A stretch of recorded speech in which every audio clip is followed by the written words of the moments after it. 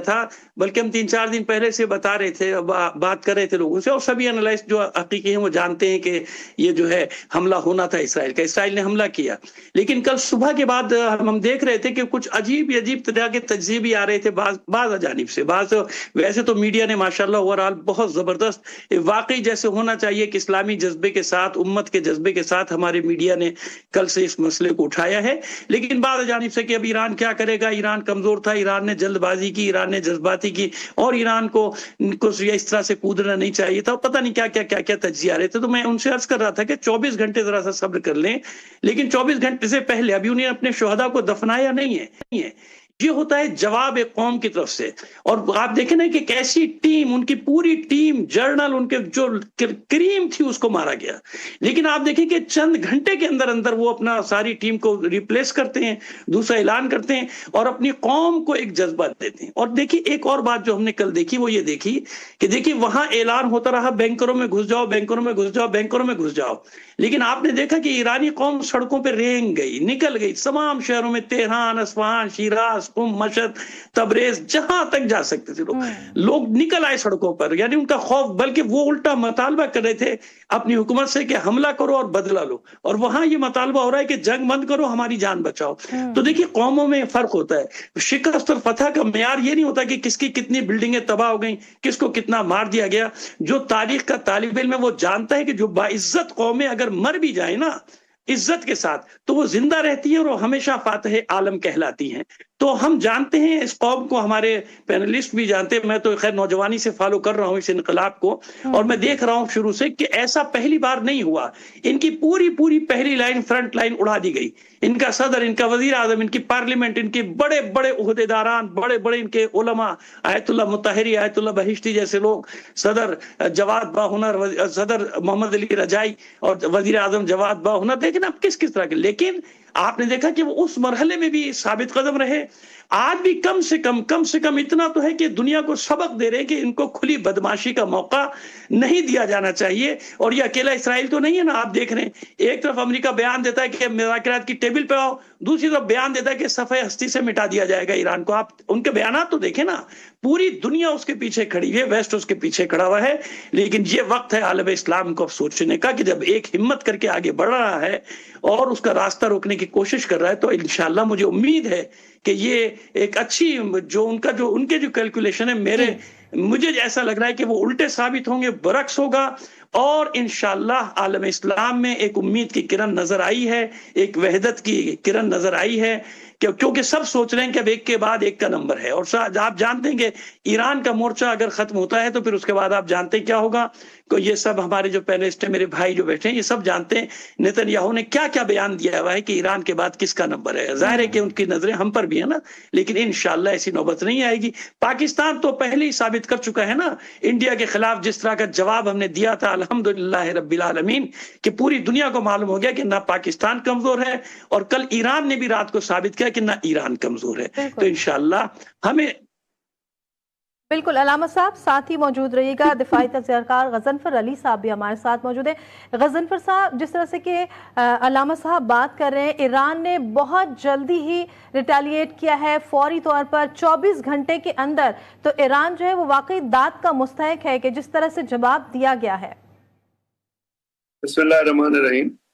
علامہ صاحب نے جو کچھ کہا وہ قابل تعظیم ہے، اور ہمارے دل تو ایرانیین کے ساتھ دھڑکتے ہیں۔ اور آپ کو پتا ہے کہ پاکستان اور ایران کے ساتھ مختلف فیزز میں کتنے کلوز تعلقات رہے، اور ہم نے ہمیشہ پاکستان نے ایران کی بہتری کے لیے ہی دعا بھی کی اور کوششیں بھی کی۔ اسرائیل نے حملہ کرنا تھا۔ جب ہم اسرائیل کے حملے کی بات کرتے ہیں تو میں آپ سے درخواست کروں گا کہ آپ کو اسرائیل کا حملہ نہ کریں، اصل میں وہ امریکن حملہ ہے۔ امریکہ سے بڑی ڈیسیٹ، ہپوکریٹیکل، جھوٹی، نفاق کے بھری ہوئی اور بلو دی بیلٹ لیڈرشپ دنیا میں پیدا نہیں ہوئی۔ بڑے ملک کا مطلب یہ نہیں ہوتا کہ وہاں لیڈرشپ بڑی ہے۔ وہاں پہ بش جیسا دہشت گرد رہا، اس کے بعد بائیڈن جیسا دہشت گرد رہا، اس کے بعد بائیڈن نے جو کچھ کیا، اوباما نے جو کچھ کیا، بائیڈن کے اوپر جینوسائیڈ کا، انٹرنیشنل وار کرائمز کا مقدمہ چلنا چاہیے۔ اس نے جتنے پیلسٹینین کا جینوسائیڈ کیا، خون کیا ہے۔ نیتن یاہو اکیلا جو ہے वो एक उस पागल कुत्ते की तरह है जो सड़क पे फिर रहा होता है और उसे लोग पत्थर मार रहे होते हैं अगर उसको अमेरिका जैसी दहशतगर्द लीडरशिप की सपोर्ट हासिल ना हो। इजराइल ने हमला करना था और ये चीजें दुनिया के तमाम एनालिस्ट कह रहे थे कि इजराइल किसी टाइम भी हमला कर देगा, और ये डेवलपमेंट उस वक्त से शुरू हुई थी जिस वक्त ट्रंप ने जो है टेक ओवर किया था, क्योंकि उस वक्त एक चीज आई थी कि ट्रंप का जो सन इन लॉ है वो डायरेक्ट दोस्त है, फ्रेंड है नेतन्याहू का, और बड़ी क्लोज उनकी रिलेशनशिप है। उस वक्त से नेतन्याहू जो है वो पीछे लगा हुआ था ट्रंप के कि हम इजराइल पे हमला करेंगे। अब अमेरिका ने दुनिया को धोखा दिया, क्योंकि धोखा देने के तो मास्टर है, झूठ, नफाक और जिल्लत आमेज चीजों करने के। American leadership is the top liar of this world.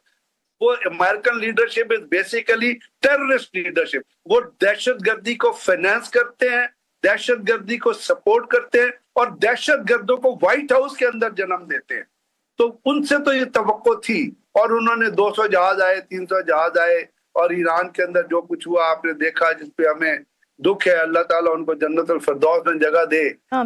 लेकिन इन तमाम चीजों के साथ साथ मुझे ईरान से भी एक शिकायत है, ईरान से भी मुझे एक बहुत बड़ा गिला है, और वो गिला ये है कि जब आपको पता था कि इजराइल अटैक करने वाला है और इजराइल ने अटैक करना एस्टेब्लिश हो गया था, तो आपके इतने इम्पोर्टेंट जो लोग थे जो वहां पे मौजूद थे, आर्मी चीफ था, उनके साइंटिस्ट थे, नंबर ऑफ साइंटिस्ट थे, आपने उनकी प्रोटेक्शन का बंदोबस्त क्यों नहीं किया? क्यों उनको आपने एक ओपन टारगेट बनाया? क्यों आपने उनको उस बेडरूम में सोने दिया जिसकी खबर जो है? अब इसका क्या मतलब हुआ? इसके दो मतलब है, मैं बड़े ओपनली आपको कह रहा हूँ। एक, इसका मतलब ये है कि ईरान की लीडरशिप को स्टेट क्राफ्ट की समझ नहीं है कि जी आपने स्टेट क्राफ्ट किस तरह करना है, और इसके उस स्टेट क्राफ्ट के अंदर सिक्योरिटी से लेके, इंटेलिजेंस से लेके, सर्विलेंस से लेके बाकी जो मसाइल हैं उनको आपने किस तरह हैंडल करना है। एक इसका नतीजा ये दूसरा इसका नतीजा ये निकलता है कि क्योंकि इससे पहले भी आपको पता है ईरान के साइंटिस्ट जो है उनको टारगेट किया गया है, सड़कों के ऊपर टारगेट किया गया। ईरान ने, इजराइल ने मारा था, ईरान की एम्बेसी को हमला किया गया सीरिया में। अब इतने इंपॉर्टेंट लोग, इसका तो मतलब ये है कि उनकी लोकेशन इन ईरान के अंदर रहने वाले किसी नेटवर्क ने, और ये अब खबरें आ रही हैं कि मोसाद ने और CIA ने मिलके वहां पे एक ऐसा नेटवर्क कायम कर दिया था जो कॉन्स्टेंटली इन लोगों की, जो ईरान के इंपॉर्टेंट लोग हैं जिनका मुझे बहुत दुख हुआ है, बहुत ज्यादा दुख है, I am very depressed on this, कि जी उनको पता था कि जी वो उनकी लोकेशन कहाँ है, कहाँ वो मौजूद हैं, कहाँ वो सो रहे हैं। तो ये तो कम से कम ईरान की लीडरशिप को इतना तो करना चाहिए था कि उनकी प्रोटेक्शन का बंदोबस्त करता, उनकी सर्वेलेंस का बंदोबस्त करता। और इसका मतलब है कि ईरान की जो इंटेलिजेंस एजेंसी है और उनका स्टेट ऑपरेशन अंदर से, इनसाइड से, मैं कह रहा हूँ, जवाब तो उन्होंने दे दिया और इंशाल्लाह आगे भी जवाब देंगे। लेकिन जो गौर करने की चीज है वो ये है कि ईरान के अंदर या तो ईरान की हुकूमत ने, ईरान के किसी न किसी ऑर्गेनाइजेशन में, किसी न किसी तंजीम के ऐसे मोल्स मौजूद हैं जो तमाम इंटेलिजेंस मोसाद और CIA को प्रोवाइड कर रहे हैं, और जिसकी अभी खबरें आ रही हैं कि मोसाद ने वहां पे एक ऐसा नेटवर्क कायम कर दिया गया था, क्योंकि जिन लोगों को स्टैटिक टारगेट, जिन लोगों को पर्सनैलिटी को जिनको टारगेट किया गया है, वो ईरान में ग्राउंड ऑफेंसिव के जरिए किया गया है, ग्राउंड के जरिए टारगेट किया गया है। क्योंकि देखिए इजराइल ने 3 फेजेस में हमला किया है। उन्होंने पहले फेज में वो एक SEAD होता है जिसको आप कहते हैं सिस्टमैटिक सप्रेशन ऑफ। बिल्कुल गजनफर साहब, आपने सही कहा कि 3 फेजेस में हमला हुआ है। डिटेल में बात करते हैं इस पे, लेकिन इस वक्त हमारे साथ मौजूद हैं ब्यूरो चीफ इरना अफजल रजा साहब, तो उनसे जरा अपडेट ले लेते हैं। अफजल साहब, बहुत शुक्रिया ट्रांसमिशन का हिस्सा बनने के लिए। ये फरमाइएगा कि आपके पास क्या खबरें आ रही हैं? बताया जा रहा है कि रात जो है वो बहुत मुश्किल गुजरी है, हमले हुए हैं, जवाबी वार भी किया गया है और बंकरों में चले गए हैं। ताज़ा तरीन क्या सूरत हाल है, क्या खबरें आ रही हैं?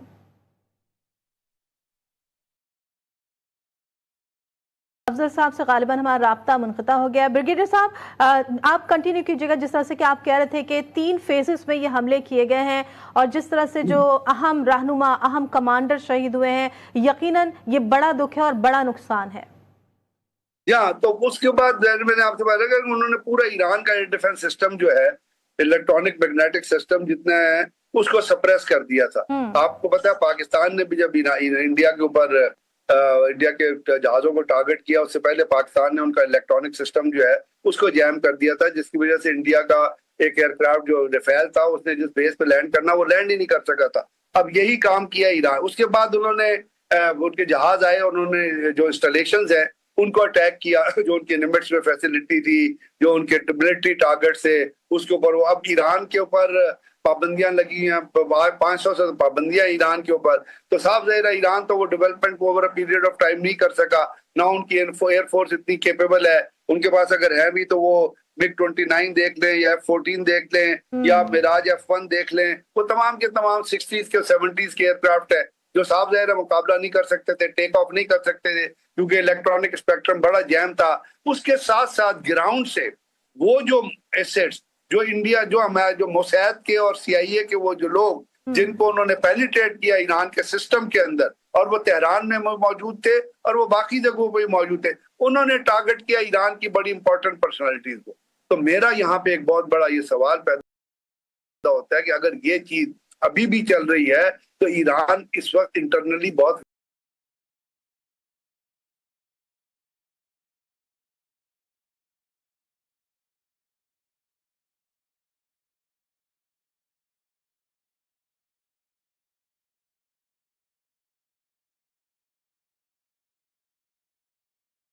وکٹ پہ ہے، وہ جواب ضرور دیں گے۔ انہوں نے لیڈرشپ بھی چینج کر لی ہے، انہوں نے نئے لوگ بھی لیا، کیونکہ لیڈر انڈیویجول سے کچھ نہیں ہوتا، ایک ٹیئر ہوتا ہے ہر جگہ پہ، فوج میں بھی ایک ٹیئر ہوتا ہے، نیوی میں بھی ایک ٹیئر ہوتا ہے۔ صاحب ایران کی جانب سے یہ دعویٰ بھی کیا جا رہا ہے کہ بہت بڑے بڑے سرپرائزز جو ہیں وہ ابھی ملنے ہیں۔ ہمارے ساتھ سہیل اقبال بھٹی صاحب بھی موجود ہیں تو ان سے بھی شامل گفتگو کر لیتے ہیں ان کو بھی۔ بھٹی صاحب، آپ کے پاس کیا خبریں ہیں جس طرح سے کہ رات گزری ہے اور یہ کہا جا رہا ہے کہ خیبر میزائل کا تجربہ بھی کیا جائے گا اور بڑے سرپرائزز ایران کی جانب سے دیے جائیں گے؟ جی بہت شکریہ۔ دیکھیے گزشتہ رہی بڑا چیلنجنگ اور ایک بڑا کڑا وقت تھا، اس وقت جب عالمی طاقتوں کی سپورٹ کے ساتھ اسرائیل نے ایران کو کیا، اور اس سے پہلے ان کا ایک طویل عرصے سے پلان بنا ہوا تھا جس کے اندر امریکہ نے بھرپور ہر لحاظ سے سپورٹ حاصل تھی، اور اس کے ساتھ ساتھ انڈیا کا نیکسس بھی ان کے ساتھ موجود تھا، برطانیہ، فرانس، جرمنی، دیگر ممالک بھی اسرائیل کے ساتھ آن بورڈ تھے۔ تو جس کے ایک منظم منصوبے کے تحت ایران کے اوپر جب یہ حملہ کیا گیا کہ ایران ممکنہ طور کے اوپر آنے والے دنوں میں جوہری ہتھیار تیار کر سکتا ہے، تو یہ ایک دنیا کی ایک عجیب ہٹ دھرمی اور ایک بدماشی کا لیول تھا کہ آپ نے نہ انٹرنیشنل قوانین کو ملحوظ خاطر رکھا، نہ اقوام متحدہ کے قراردادوں کو مد نظر رکھا، اور ایران کے اوپر حملہ کر دیا گیا اسرائیل کی طرف سے۔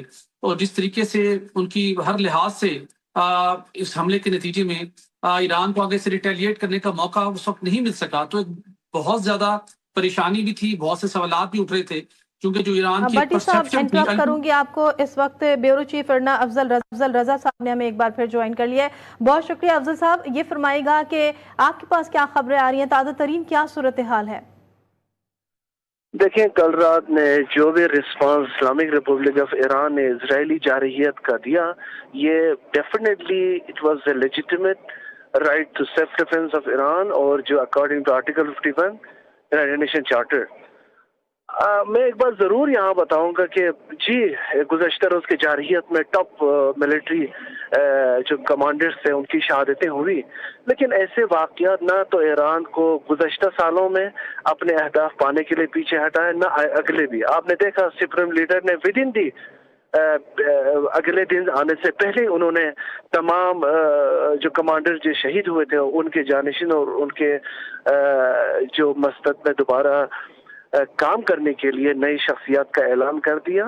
اور میں نہیں سمجھتا ایسے کوئی جارحیت سے، ایسے کوئی لاقانونیت جو خطے میں ایک پالتو جانور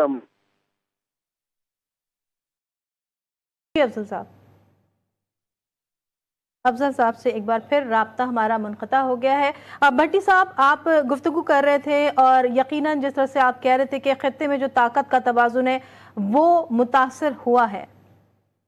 بالکل، لیکن وہ متاثر ہوا تھا اس وقت تک جب تک ایران نے اپنے آپریشن وعدہ صادق کے ذریعے سے جواب نہیں دیا تھا، اس وقت تک متاثر ہوا تھا۔ لیکن اس کے باوجود کہ جہاں پر اس طاقت کا کوئی کمپیریزن نہیں تھا، ٹیکنالوجی کا کوئی کمپیریزن نہیں تھا، وار ہیڈز کا کوئی کمپیریزن نہیں تھا، لیکن اس کے باوجود 24 घंटों के अंदर ही ईरान ने जिस मौसर अंदाज में जवाब दिया, तो ये दुनिया ने और हम सब ने पहली मरतबा देखा कि जो इसराइल का एक नजायज तसल्लुत है, जो उसका नजायज क्याम है, उसकी जो नजायज क्याम की तारीख है, उसमें पहली मरतबा जब उसे हर तरह के डिफेंस सिस्टम की सपोर्ट हासिल थी और उसके साथ साथ 1500 किलोमीटर के दरमियान भी उसको और डिफरेंट डिफेंस की शील्ड्स मौजूद थी, लेकिन उसके बावजूद ईरान ने अपनी एक कामयाब हिकमत अमली के तहत तेल अवीव को बुरी तरह से हिट किया है। तो अल्टीमेटली ईरान की जो परसेप्शन थी डिफेंस पावर की, उसके कुव्वत की, उसके अज़म की, उसके हौसले की, वो उसने हकीकत में ढाल दी है। और ईरान का ये जो सारा उसकी जो हिकमत अमली थी, जिसका जवाब था, वो मैं समझता हूँ कि पूरे आलम इस्लाम के लिए को ईरान इस वक्त एक गैरत, एक इस्तेकामत और एक उम्मीद का इस्तारा बन चुका है। लेकिन अब इस चीज को आगे ले जाने की जरूरत है, जहां पर ईरान ने अपनी खुद मुख्तारी, अपने कमांडर्स, अपने सिपह सलार की शहादत के बाद एक अपना जवाबी हमला किया है अपने सेल्फ डिफेंस के अंदर, तो स्टैब्लिश हो गया है।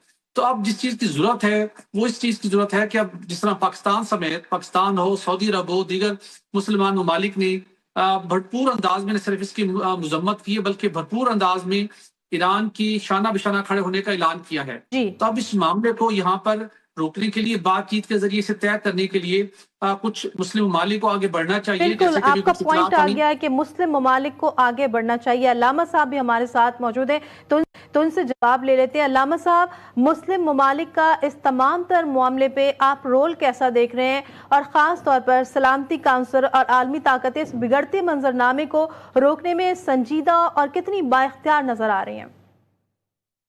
बेटा, बहुत अच्छी गुफ्तगू आपके यहाँ इस पैनल पे से हो रही है, और गजनफर अली साहब ने जो बात की है मैं उसको सेकंड करूंगा कि वहाँ यकीनन मुनाफिकीन खल्क नामी एक ग्रोह मौजूद है जो पहले भी नुकसान पहुंचाता रहा है, हवाई इनकलाब से नुकसान पहुंचाता रहा, जिसको मसूद रजौवी और मरियम रजौवी हैंडल कर रहे थे पहले, और फिर उसी ने बनी सदर वगैरह को भी निकाला। तो यकीनन ऐसे एलिमेंट हैं, उनका वो हर जगह उनका नफूज भी हुआ है, और पिछले जो हंगामे वगैरह हुए उसमें भी उनका हाथ था। तो ये बात तो मैं मानता हूँ कि वहाँ ये इंटेलिजेंस फेल्योर यहाँ तक नजर आए कि मुनाफिकीन इस हद तक कामयाब हो गए। अब देखिए, मुस्लिम उम्मा का जो मसला है ना, हमारी जो तंजीम है OIC, ये तो मैंने कल भी अर्ज किया था कि ये ऐसा लग रहा है कि जैसे बिल्कुल पता नहीं किस लिए बनाई गई, क्यों बनाएगी, लेकिन खैर उनका चलो एक बयान आ गया। पहले हम बात कर लेते हैं सलामती काउंसिल और आलमी इदारों की। हम जानते हैं कि ये सब साम्राज्य गुमाश्ते हैं, ये साम्राज्य ने अपने लिए बनाए हैं ना। देखिए, कश्मीर की करारदाद कब मंजूर हुई? 1948 में, कि वहां आम इंतखाबात या रेफरेंडम कराया जाए। आज तक उस करारदाद पे अमल नहीं हुआ। लेकिन जब ईरान पे हमला करना हो या किसी और मुल्क पे हमला करना हो, इराक पे जब हमला करना था, तो इन्होंने 1 मिनट में करारदाद पास की अक़वाम मुत्तहिदा से, झूठी करारदाद, वहां भी झूठी करारदाद पास की थी कि वो उसने पता नहीं कौन कौन से जखीरे इस्तेमाल कर रहा है, बमबारी के, जहरीले और ये पता है कि कौन बायोलॉजिकल बम किया और हमला कर दिया। यही ईरान के लिए कि वो जाली सी वहां बैठ के सलामती काउंसिल ने 19 ममालिक ने, जो वो नेटो फोर्सेस के समझे ममालिक थे, उन्होंने करारदाद पे, तो इससे तो आप उम्मीदें छोड़ दें। UNO इस्लाम, ये उसके जो ज़ैली इदारे, ये कुछ नहीं करते ना, ये तो कठपुतली हैं, पूरी दुनिया को सामने है बिल्कुल। आज तक इसराइल का क्या कर लिया इन्होंने, क्या कर लिया? इतनी करारदादें उसके खिलाफ मंजूर भी होगी, तो उन्होंने क्या कर लिया? हाँ, मुस्लिम उम्मा से उम्मीदें। देखिए, मैं आपको एक बात बताऊं, मुस्लिम हुक्मरानों से हमको शिकायत हो सकती है, आपको भी शिकायत हो सकती है, लेकिन सब जानते हैं कि मुस्लिम उम्मा का दिल जो है इस वक्त फलस्तीन के लिए धड़क रहा है, गजा के लिए धड़क रहा है। हर मुसलमान दिल से चाहता है कि इसराइल नाबूद हो, इसराइल की शिकस्त हो। और ये जो आप देखें, इतने तबाहशुदा फलस्तीन में कल रात को जश्न मनाया गया, किस बात पे? कि ईरान ने जवाबी वार किया। लुबनान में लोग सड़कों पे निकल आए ना, हम ईरान की तो बात ही नहीं कर रहे ना। यानी इसका मतलब है कि जो उम्मत है, पाकिस्तान में मैं देख रहा हूं कि अल्हम्दुलिल्लाह अब हमारी जो मुख्तलिफ मजहबी तंजीमें, सियासी तंजीमें, उनके जो बयानात आ रहे हैं, उनके चेहरे उनके दिल का साथ दे रहे हैं। यानी वो जो बात कर रहे हैं तो उनकी खुशी भी जाहिर हो रही है ना। मैं कल गुफ्तगू सुन रहा था, मुख्तलिफ सियासी और मजहबी लोगों की गुफ्तगू, उनके तजिए सुन रहा था, तो मुझे खुशी हो रही थी कि ठीक है, वो कहते हैं कि थोड़ा सा नुकसान तो होता है, लेकिन अगर इस नुकसान के बदले में एक बड़ा फायदा मिल जाए और उम्मत हमारी एक हो जाए और हुक्मरान ये समझ ले कि कौमें उनके पीछे खड़ी हैं। आप आजमाएं तो सही, आप छोड़े अमेरिका को, आप छोड़े मगरिब के सहारों को, आप अपनी कौमों पे भरोसा करें। जो कौमें पीछे खड़ी होती हैं अपने हुक्मरानों के, वो कौमें वो कभी भी शिकस्त नहीं खाती, उन मुल्कों को कभी भी शिकस्त नहीं होती। मिसाल तो पाकिस्तान है अल्लामा साहब। पिछले दिनों जो भारत कशीदगी हुई है, पाक भारत कशीदगी में भरपूर कौम ने साथ दिया। اب میرا بیٹا دیکھیں، میں نے پہلے بھی یہ بات عرض کی نا، آپ خود دیکھ لیں کہ میں ذاتی طور میں کہہ رہا ہوں نا کہ میں حکومت مخالف آدمی ہوں، لیکن جب یہ انڈیا کے ساتھ بات آئی تھی تو ریکارڈ پر ہے میری گفتگو بھی اور میرے میسیجز بھی جو پوری دنیا میں تھے. میں آج تک فخر کرتا ہوں نا اس بات پہ کہ ہم نے انڈیا کو وہ دھول چٹائی ہے کہ 71 کے جو زخم، میں تو اس وقت ظاہر ہے کہ نوعمر تھا، 11-12 سال کا تھا، لیکن وہ زخم میرے دل میں آج تک تازہ ہے. مجھے معلوم ہے کہ 71 کے بعد کتنے لوگوں کو ہارٹ اٹیک ہو گئے تھے نا. اس کے بعد یہ اتنی بڑی خوشی ملی ہے کہ میرا خیال ہے عید بقرعید سے بڑی خوشی ہم لوگوں کو ملی تھی کہ جس طرح سے ہم نے ان کو دھول چٹائی ہے. تو میں جو عرض کر رہا ہوں نا کہ ہمارے داخلی اختلافات کچھ بھی ہوں، لیکن جب امت کی بات آئے گی، جب ملت کی بات آئے گی، جب قوم کی، ملک کی بات آئے گی، تو ہم نے ہر جگہ مشاہدہ کیا کہ قومیں متحد ہو جاتی ہیں. جیسے ایران میں دیکھی کیا پوزیشن ہے، سب کچھ ہے، لیکن پوری قوم سڑکوں پر نکل کے اعلان کر دی کہ نہیں، دشمن کے مقابلے میں ہم سب ایک ہے. تو امت مسلمہ کے حکمرانوں کو یہ سمجھ لینا چاہیے کہ وہ گھبرائیں مت، ان کی قومیں ان کے پیچھے کھڑی ہیں، ان کے قوموں کے دل مظلوموں کے ساتھ دھڑک رہے ہیں. مسلمان کے لیے روتا ہے جب اس پہ ظلم ہوتا ہے، فلسطینیوں پہ ظلم ہو رہا ہے. تو آپ دیکھیں نا پورے پاکستان کیا پوری امت مسلمہ پہ کیا گزر رہی. تو ہمیں یہ سوچنے کی ضرورت ہے، اور میں درخواست بھی کروں گا اپنی حکومت سے بھی کہ جو سارے دورے وغیرہ کر رہے ہیں، سب کچھ کر رہے ہیں، ہمیں ایک خارجہ ڈیسک یہ بنانی چاہیے عالم اسلام کے لیے، جو پورے عالم اسلام کا اس وقت طوفانی دورہ کرے. جس طرح یہ پارٹیاں گئی ہیں ساری دنیا میں، اس کے ایک اچھے اثرات نظر آئے ہیں. تو یہ جناب اسی طرح سے ہماری تمام پارٹیاں مل کر اور عالم اسلام کے دورے کریں، بہت اچھی ملکوں میں بات جائیں. کی ہے علامہ صاحب، آپ نے بہت اچھی بات کی ہے کہ سب کو اس وقت مل کر جو ہے اقدام کرنے کی ضرورت ہے. آپ کا پوائنٹ آ گیا. ہمارے ساتھ غضنفر علی صاحب بھی موجود ہے. غضنفر صاحب، جس طرح سے کہ آپ نے ذکر کیا کہ اگر یہ انڈیکیشن مل گئی تھی کہ حملہ ہونا ہے تو اہم شخصیات کی سیکیورٹی کو جو ہے وہ مضبوط بنانا چاہیے تھا. آپ کیا سمجھتے ہیں ہماری جو خفیہ ایجنسی ہے، بھارتی خفیہ ایجنسی خاص طور پر را اور موساد کا گٹھ جوڑ کسی سے ڈھکا چھپا نہیں ہے، آپ سمجھتے ہیں کہ اس میں را کی جو ہے وہ سپورٹ حاصل رہی ہے موساد کو تمام تر کارروائی میں؟ شائستہ، ایران کے اور انڈیا کے بھی بڑے اچھے تعلقات آپس میں رہے ہیں، آپ کو پتا ہوگا. لیکن ان اچھے تعلقات کے باوجود جب پاکستان انڈیا کی کرائسس ہوئے ہیں تو وہاں پہ جو ایرانین فورن منسٹر گئے تھے، ان کے لیے انڈین اینالسٹ نے اور انڈین حکومت نے زبان استعمال کیا، وہ آپ کو پتا ہے. بلکہ ان کے وہاں پہ ایک وہ ہے میجر گوبر کے نام سے، جس کو میجر کہنا میجر کے رینک کی توہین ہے. اس نے کس طرح ایک پروگرام میں ایرانین فورن منسٹر کے فیس کے اوپر کانٹا لگایا تھا. یعنی ایران اور انڈیا کے تعلقات اچھے رہے مختلف مواقع پہ، لیکن اس کے باوجود وہاں پہ جو فیلنگز ہیں وہ ایرانین عوام کے خلاف ہے. لیکن ان کا گورنمنٹ کا کانٹیکٹ اور انٹیلیجنس ایجنسیز کا کانٹیکٹ ہمیشہ چلتا رہا ہے، تہران کے اندر بھی اور باقی سیستان کے اندر بھی اور چابہار کے اندر بھی. اور آپ کو نظر آیا کہ جو پاکستان نے جس پکڑا تھا کلبھوشن یادیو کو، اس کا جو ورکنگ ہیڈ کوارٹر تھا وہ چابہار کے علاقے میں تھا. تو صاف ظاہر ہے کہ یہ نیکسس ان کا جو ہے وہ ایران کے ساتھ را کا چل رہا تھا. لیکن اس وقت را نے ایران کے انٹرسٹ کے خلاف کام کیا ہے، کیونکہ را کے ایلیمنٹس ایران کے اندر موجود ہیں اور وہ ان کی پرسنالٹی کو بھی ٹریک کر رہے ہوں گے. یہ صرف موساد کا کام نہیں ہے، اس کے اندر 3 ایجنسیز انوالو ہیں. CIA انوالو ہے، اس کے اندر موساد انوالو ہے اور اس کے اندر را انوالو ہے. آپ کو یاد ہے جب پرائم منسٹر مصدق نے نیشنلائز کیا تھا ایرانین آئل کو، تو اس کے خلاف جو موومنٹ چلی تھی اس میں MI6 نے اور CIA نے ایرانین آرمی کے آفیسرز کو پیسے دیے تھے، ان کو اپنے پے رول پہ لیا تھا، اور پھر مصدق کے خلاف جو کو کروایا گیا تھا اور شاہ رضا شاہ پہلوی کو لے کے آیا گیا تھا. تو یہ اس کا مطلب یہ ہے کہ ان کے ایسٹس جو ہیں، CIA کے ایسٹس اور موساد کے ایسٹس وہاں پہ موجود ہے. اب اس کے اندر آ گئی را نے بھی اپنے ایسٹس وہاں پہ ڈیولپ کیے ہیں. اگر ان کے بیڈ روم کے اندر ایک بڑی ہائی پرسنالٹی کو ایک لمیٹڈ کنٹرول بامب کے ذریعے ہٹ کیا گیا ہے اور صرف وہ بیڈ روم افیکٹ ہوا ہے، اس کا مطلب ہے اس کی لوکیشن کسی نے اسرائیل کی ایگزیکٹو آپریشنل ایجنسی کو پاس کی ہے نا، تو وہ تو ہیومن کانٹیکٹ کے ذریعے زیادہ ہوگی. کیونکہ جو بڑی پرسنالٹیز ہوتی ہیں آج کل وہ اپنے ساتھ نہ موبائل کیری کرتی ہیں، نہ کوئی ایسا سم کیری کرتی ہیں، نہ کوئی ایسی ڈیوائس کیری کرتی ہیں جس کی ریڈیشن فکس کی جائے. تو تو اس کا مطلب یہ ہے کہ وہاں پہ وہ یہ لوگ اور انڈیا جو ہے بیہائنڈ دی ڈور ہمیشہ ایران کے خلاف کام کرتا رہا ہے. تو ایران نے اپنے اس سے تعلقات ڈیولپ کیے ہیں. اب یہ ایران کی لیڈرشپ پہ ہے کہ وہ اس کارڈینل کو پہچانے کہ کون کون سی ایجنسیز ہیں جو ان کے ملک کے انٹرسٹ کے خلاف کام کر رہی ہیں. اور آنے والے دنوں میں اس چیز کو بڑھنے کا اسکوپ ہے. ایک تو ایران کو ایک بڑا مجھے ایران کی ایجنسی کسی زمانے میں انٹیلیجنس ایجنسی بڑی اسٹرانگ ہوا کرتی تھی. شاہ رضا شاہ پہلوی کے زمانے میں کہا جاتا تھا ایران کے بارے میں کہ ایون وہاں پہ دیواروں کے بھی کان ہوتے ہیں تو کوئی بات نہ کرو. تو اب ان کی افیکٹونیس کدھر گئی ہے؟ کیوں انہوں نے اس چیز کو ڈیٹیکٹ نہیں کیا؟ یہ ایک بہت بڑا سوال ہے. بہت جانیں ضائع ہوئی ہیں اور بڑی قیمتی جانیں ضائع ہوئی ہیں. ایران رسپونڈ تو کر دے گا, ایران رسپونڈ کر رہا ہے. اور میں تو کہتا ہوں کہ اب یہ ٹائم ہے کہ ایران نے جو خبریں آ رہی تھی کہ وہ یورینیم انریچمنٹ میں انہوں نے کولڈ ٹیسٹ ایک ایٹامک بام کا کر لیا ہے. اب اس وار کلاؤڈز میں ایران کو چاہیے کہ اپنا ایٹامک ویپن جو ہے وہ ٹیسٹ کر لے اور دنیا کو بتا دے کہ ایران پوزیسز نیوکلیئر ایسٹ. اس میں اگر وہ ٹیسٹ کرے گا تو دنیا کی اٹینشن کم آئے گی. بالکل غضنفر صاحب, آپ کا پوائنٹ آ گیا ہے. یہ وقت ہے کہ ایران کو جو ہے وہ فوری طور پر دنیا کو بتا دینا چاہیے کہ جو اس کی ایٹامک انرجی ہے اس کو پازیٹیو وے میں یوز کیا جائے گا.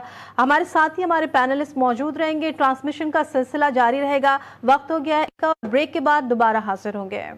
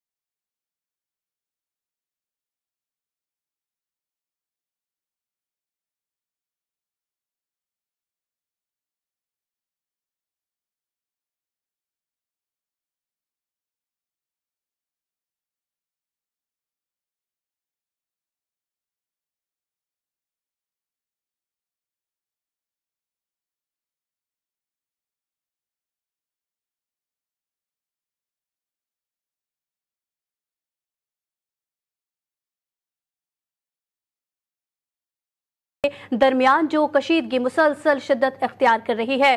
फिजा में मिसाइल्स की घन गरज सुनाई दे रही है और साथ ही सिफारती महाजों पर तनाव अपने इंतहा को छू रहा है। जबकि अगर मशरिक वुस्ता की बात करें तो मशरिक वुस्ता के आसमानों पर भी खौफ की धुंध छा चुकी है और इर्द गिर्द के ममालिक अपनी फिजाई हुदूद बंद कर रहे हैं। एयरपोर्ट हाई अलर्ट पर हैं और दुनिया की एक नई जंग के दहाने पर खड़ी दिखाई दे रही है। ये सिर्फ दो मुल्कों का मामला नहीं रहा बल्कि एक आलमी सिक्योरिटी चैलेंज बन चुका है। आज की इस खुसूसी ट्रांसमिशन में हम बात करेंगे इसी मौजू पर और शामिल करेंगे माहिरीन की राय, तारीखी पस मंजर और वो सब कुछ जो आने वाले दिनों को फैसला कुन बना सकता है। हमारे मेहमान हमारे साथ मौजूद हैं और हमें ज्वाइन किया है मेजर जनरल रिटायर्ड मीसम रजा साहब और एडिटर नॉर्थ सुहेल इकबाल भट्टी भी हमारे साथ मौजूद हैं। सबसे पहले रुख करेंगे मीसम साहब का। मीसम साहब, जैसा कि देखा कि इजरायली जारियत के खिलाफ अब जो ईरान की जानिब से जवाबी हमले किए जा रहे हैं, तो अब आप इस जंग को कहां जाते हुए देख रहे हैं? बिस्मिल्लाहिर्रहमानिर्रहीम। मुझे याद है कल भी आपके चैनल पे बात हो रही थी और मैंने एक बात कही थी कि उस वक्त तक ईरान ने जवाबी कार्रवाई नहीं की। तो मैं कि ईरान एक कौम है और एक बहुत पुरानी सकाफत है। इजराइल के पास जो एक बहुत बड़ा डिसएडवांटेज है वो ये है कि वहां कौम नहीं लड़ रही, वहां नेतन्याहू को लड़ाया जा रहा है मुख्तलिफ सुपर पावर्स के जरिए से। ईरान जो है वो एक कौम है, उसके पास एक डेप्थ है और उस डेप्थ के होते हुए कोई इसमें था कि ईरान रिटेलिएट ना करता और उन्होंने अपनी सॉवरेनिटी के लिए, अपने सर्वाइवल के लिए, अपनी प्रेस्टीज के लिए, अपनी इज्जत के लिए और अपनी राइटनेस के लिए, अपने हक के लिए उन्होंने हमला करना था। ये जवाब आना था इजराइल के लिए, ये सरप्राइज होना था। ईरान या पाकिस्तान है, अफगानिस्तान है, इराक है, हम लोग तो यूज्ड टू है आग के साथ खेलने के लिए। हमारी अक़वाम जो हैं वो इसके लिए, उनके सेमिनार जो हैं वो बहुत ज्यादा डेवलप हो चुके हुए हैं। हमारी कौमें मेंटली बहुत हार्डन्ड हैं, मगर डिसएडवांटेज है इजराइल को इस चीज का भी कि उनकी पब्लिक इस आग बरसने, आज तक उन्होंने इजराइल को आग बरसाते देखा था, इजराइल के अंदर आग बरसते नहीं देखा था। आपने वीडियोस में देखा होगा विजुअल में कि जो पैनिक मचा और इस वक्त जो क्यास है इजराइल के अंदर, आप देखिएगा कि अभी एक आने वाले 1-2 दिनों में जो प्रेशर बिल्डअप होना है नेतन्याहू के अंदर ऊपर इजराइल के अंदर से कि we are not used to of this. और मैं बहुत जल्द देख रहा हूं कि इजराइल जो है वो घुटने टेक देगा, मगर इस वक्त जिस अमर की अशद जरूरत है वो है मुस्लिम उम्मा के इकट्ठे होने की, मुस्लिम उम्मा के एक जगह पे एक प्लेटफॉर्म के ऊपर यकलक होके एक के बाद आने की कि इजराइल का दुश्मन सिर्फ मुसलमान है। तो मुसलमान इकट्ठे होके क्यों डिक्लेयर नहीं कर सकते कि इजराइल हमारा एक कॉमन दुश्मन है। तो इस सिलसिले में अब पाकिस्तान का रोल बहुत पॉजिटिव अभी तक रहा है और पाकिस्तान अपना जो रोल है वो बड़ी आसान तरीके से निभा रहा है। जरूरत इस अमर की है कि बाकी मुस्लिम उम्मा को भी इस मामले में आगे आना चाहिए। मीसम साहब, आप मुस्लिम उम्मा की बात कर रहे हैं, लेकिन हमने देखा कि जब फलस्तीन और गजा का मामला भी हुआ तब भी मुस्लिम उम्मा की जानिब से सिर्फ मजम्मती जो करारदाद और मजम्मतें की गई। अब भी हमने देखा कि ईरान का जो ये मामला हुआ है और इजराइल की जानिब से जो हमले किए गए, बड़ा नुकसान हुआ है ईरान का, इस पर भी मजम्मतें ही जो है वो सामने आ रही है। तो आप क्या समझते हैं, क्यों मुस्लिम उम्मा खामोश तमाशाई बनी हुई ये तमाम मनाजिर ऐसे ही देख रही है? मुझे आपके सवाल के ऊपर एक शेर याद आ गया है। जी जी, एक शेर है कि एक बल्कि बला कौद गई सारे चमन पर, कि सारे चमन के ऊपर एक बला जो है वो कौद गई है सारे चमन को तबाह करने के लिए, और तुम खुश कि मेरी शाख नशेमन ही जली है। کہ تم اپنی شاخ پہ بیٹھ کے یہ سوچ رہے ہو کہ صرف تم بچ گئے اور ابھی میں جل رہا ہوں، جبکہ جلنا سب نے ہے ساتھ میں۔ تو یہ انہوں نے یہ نظم بھی اسرائیل کے اوپر ہی لکھی تھی اس وقت۔ آج ساری دنیا جانتی ہے، ابھی نیتن یاہو کا وہ بڑا وائرل ہوا ہے وہ انٹرویو جو ایک ٹی وی کو وہ دے رہا تھا، کہ جب اس سے پوچھا گیا کہ تمہارے ہدف کیا ہے، تو اس نے کہا میرے دو ہی ہدف ہیں پوری دنیا میں، ایک ایران ہے اور ایک پاکستان ہے۔ بالکل۔ تو آج جو ہم ایکسپیکٹ کرتے ہیں کہ ہم یہ جانتے ہیں، یہ ہمیں کوئی بھی اس میں دوسری شک و شبہ والی بات نہیں ہے کہ اسرائیل کا اگلا ہدف پاکستان ہے۔ جب ہم یہ جانتے ہیں کہ ہم اگلا ہدف ہیں، تو ہم جو ایکسپیکٹ کریں کہ جب اسرائیل ہمارے ساتھ مڈ بیڑ میں آئے، اللہ کرے آئے، ہم تو چاہتے ہیں، ہم تو منتظر ہیں عرصے سے اس جنگ کے، خدا کرے کہ ہماری نسل کو یہ نصیب ہو یہ جنگ لڑنا اور دیکھنا، کیونکہ ہم چاہتے ہیں کہ اس جنگ میں جو میرے آقا صلی اللہ علیہ وسلم نے جس غزوہ ہند کی شنید دی تھی، ہم اللہ کرے کہ ہم اس کا حصہ بنیں، مگر ہم جو ایکسپیکٹ کرتے ہیں کہ اگر پاکستان اسرائیل کی جو وار ہوتی ہے تو جو ایکسپیکٹ کرتے ہیں دوسرے مسلم کنٹریز کے کہ وہ کیسے ہمارے ساتھ کھڑے ہوں، تو آج ہمیں ان کے ساتھ بھی ایسے ہی کھڑا ہونا بنتا ہے۔ ٹھیک ہے، میسم صاحب ساتھ ہی موجود رہیے گا، بھٹی صاحب کی جانب رخ کرتے ہیں۔ بھٹی صاحب، میسم صاحب نے بہت اچھی بات کی ہے کہ مسلم امہ کو متحد ہونا پڑے گا، لیکن ہم نے دیکھا کہ جیسے غزہ کی بھی میں نے پہلے بھی بات کی کہ غزہ کی صورتحال دیکھ چکے ہیں، اور اب یہ ایران کے جو معاملات ہم دیکھ رہے ہیں، اگر اب بھی مسلم ممالک جو ہیں، مسلم امہ متحد نہیں ہوتی، تو آپ نہیں سمجھتے کہ اسرائیل اور امریکہ مل کر جو ہے وہ مسلم ممالک کو ایسے ہی تباہ کرتے رہیں گے؟ یہی وقت ہے کھڑے ہونے کا اور آواز اٹھانے کا؟ بالکل، وقت تو بہت پہلے تھا آواز اٹھانے کا بھی اور کھڑے ہونے کا بھی، اور اسرائیلی جو اقدامات تھے، امریکی جو گریٹ گیم تھی، اس کے سامنے بند باندھنے کا وقت تو بہت پہلے بھی تھا، لیکن شاید تاخیر ضرور ہوئی، لیکن ابھی بھی وقت ہاتھ سے نہیں نکلا کہ نہ صرف اس سارے ان جابرانہ اقدامات کے خلاف نہ صرف آواز اٹھائی جائے، بلکہ سینہ سپر ہو کر ایک سیسہ پلاہی دیوار بن کر ان کے سامنے کھڑا ہونے کی ضرورت ہے۔ دیکھیے، امریکہ ایک بات تو واضح کر چکا ہے اپنے اعلانات سے بھی اور اپنے عملی اقدامات سے بھی کہ مشرق وسطیٰ کا جغرافیہ بدل رہا ہے، وہ مشرق وسطیٰ کا جغرافیہ بدلنے کے لیے اقدامات مسلسل کر رہے ہیں، اور صرف جغرافیہ ہی نہیں بلکہ مشرق وسطیٰ کی تاریخ بھی بدلنے کے در پہ ہیں۔ اس کی ہم دیکھیں تو جو کچھ اقدامات ہوئے، فلسطین کے اندر جو کچھ کر رہے ہیں، شام کے اندر جو نیا ارینجمنٹ کیا گیا، تو یہ مرحلہ وار آگے بڑھ رہے ہیں، جس کا آبجیکٹیو سارا یہی ہے کہ اسرائیل کے اس ناجائز قیام اور اس کے ناجائز تسلط کو میکسیمم آگے بڑھایا جائے۔ اور ابھی ریسنٹلی آپ نے جو اسرائیلی پرائم منسٹر ہیں نیتن یاہو، ان کی سٹیٹمنٹ سنی کہ اس نے واضح طور پر کہا کہ ایران کے بعد جو اگلا ان کا ٹارگٹ ہے وہ پاکستان ہے، کیونکہ پاکستان بھی ایک نیوکلیئر پاور ہے، اور جو اسرائیلی عزائم ہیں مشرق وسطیٰ اور خطے کے اندر، ان کے سامنے وہ یہ سمجھتے ہیں کہ ایران کے بعد جو دوسری بڑی رکاوٹ ہے وہ پاکستان ہے۔ تو دوسرا معاملہ یہ ہے کہ جس کی طرف جو آپ کے سوال بھی آپ کا تھا کہ اب یہ وقت ہے کہ ہمیں مل کر بات کرنی چاہیے۔ دیکھیں، جب بھی کوئی جنگ تسلط ہوتی ہے، کسی بھی ملک کے اوپر مسلط ہوتی ہے، تو ڈیفینیٹلی ایک بڑی تباہی لے کے آتی ہے، لیکن جنگ کے اندر ہی مختلف مواقع بھی پیدا ہوتے ہیں اپنی اپروچ کو، اپنے اسٹریٹجی کو، اپنے حکمت عملی کو، اپنے اتحاد کو ریوزٹ کرنے کے لیے۔ تو جو امریکہ اور اسرائیل کے جو ان کے عزائم سامنے آ چکے ہیں، اور ریسنٹلی آپ کو یاد ہوگا کہ جو اسرائیل کے اندر امریکی سفیر ہیں تعینات ہیں، انہوں نے ایک اسٹیٹمنٹ بھی دی کہ اب جو امریکہ کا جو پہلے ایک دو ریاستی حل کے حوالے سے اس کا جو موقف تھا، جو اپروچ تھی، وہ ختم ہو چکی۔ اب فلسطینیوں کو یہاں سے جانا پڑے گا، کسی اور مسلم ملک میں جا کے بات ہونا پڑے گا، اب ہر طرف آپ کو صرف اسرائیل دکھائی دے گا۔ تو انہوں نے اپنے جو ان کے ناپاک عزائم تھے، جو ان کا ویشیس پلان تھے، وہ دنیا کے سامنے کھل کر عیاں ہو چکے ہیں۔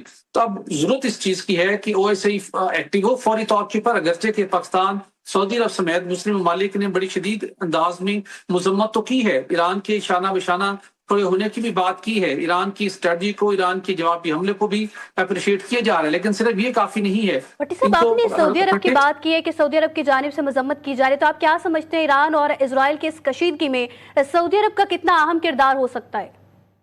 دیکھیے، بہت امپورٹنٹ کردار ہے، اور نہ صرف اس موجودہ جنگ کے اندر، نہ صرف موجودہ جنگ میں، بلکہ جو اوورآل پورے خطے کے اندر جو سینیریو بن رہا ہے، سعودی عرب کے اس کے اندر بڑا امپورٹنٹ کردار ہے۔ دیکھیے، گزشتہ روز جو رپورٹ سامنے آئی، اس کے مطابق سعودی کراؤن پرنس نے امریکی صدر ڈونلڈ ٹرمپ سے رابطہ کیا، اور انہوں نے کہا جی کہ اس بات کے اوپر اتفاق ہوا ہے کہ اس مسئلے کو جو جارحیت ہے یہ جنگ ہے اس کو روکا جائے اور بات چیت کے ذریعے سے اس مسئلے کو حل کرنے کے لیے آگے بڑھنا چاہیے.